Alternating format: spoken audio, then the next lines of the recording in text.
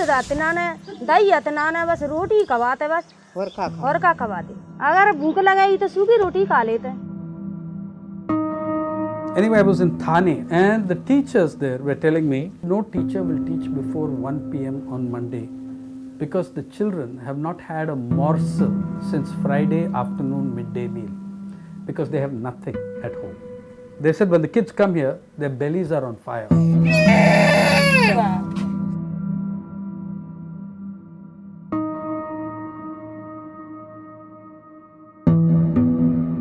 See, chronic undernutrition is just one manifestation of what happens with Adivasis in general, particularly with children who are more vulnerable. Adivasis even have a lower life expectancy than the rest of the population.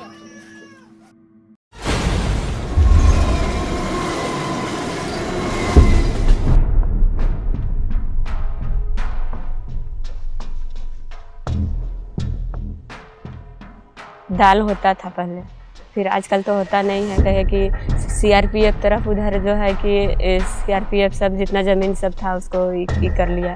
फिर आने जाने के लिए जो छोटा सा रास्ता था बैल उल घुसता थी हल चलाने के लिए वो भी उसको भी मतलब बंद कर दिया।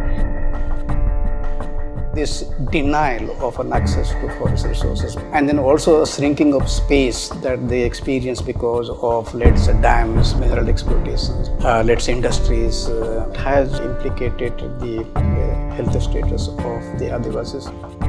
They've got into agriculture, but the quality of their agriculture is very poor. Plus, they don't have good fertile flat lands.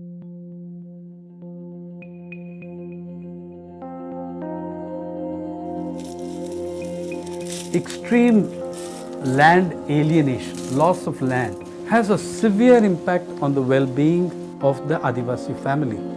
Their eating is much less, while their labor increases enormously.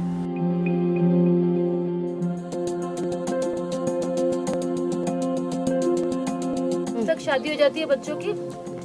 हम तो छूटे में कर दे हैं 12 बरस रे सुरसायन मुंडू पापुलेन्यो मुंडू इरडुक मेंडा इरडुक सिल्ला।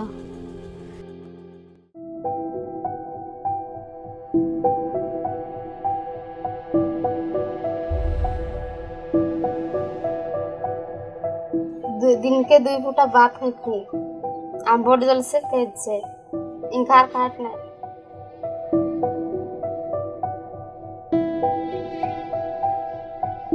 कैसा साफ सफाई रहेंगे वे तो देखे भी गंदी हो जाते हैं। बाल बच्चे इतने पानी कानून लागे अब बगल में बोर हुए के नल हुए तो वापस भर भर के भी नहा लिए। अब दूर को पानी है साफ सफाई कैसा रहेंगे। Government programs, whether it is the ICDS or health or nutrition or food security, doesn't reach tribal areas because of absenteeism, because of indifference, because staff doesn't like to work in tribal areas. Problem of extremist violence affects only about 1/3 of tribal blocks in central India. So 2/3 of the area, if it is still undeveloped or it is schemes are not reaching there, government cannot have the excuse that it's because of violence, because those areas are still approachable. Combination of loss of traditional livelihoods, their inability to come up with an alternative agriculture-based livelihood, and thirdly, very poor delivery of public services. I think these are some, probably among the key reasons.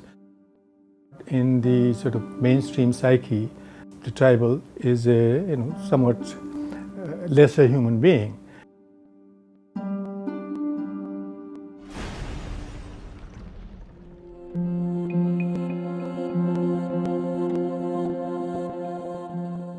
To begin with, we could implement FRA, which is a law that the Parliament passed, in a more honest and transparent way. Then I think also if we implemented issues around PESA, the Panchayat extension for scheduled areas, which would enable tribal communities to manage their own services, their own Anganwadis, their own midday meal programs and so on and so forth. I think that probably would help. One is the restoration of Adivasi lands and protection of those lands. Two is not just the establishment but the enforcement of their access and rights to the forest within a complicated network of rights. The Ministry of Tribal Affairs should ensure that the programs such as the ICDS, NRHM, PDS, etc. actually reach tribal areas. There should be monitoring of these programs, and the states should be taken to task if they are not posting people or the people are not doing their duty.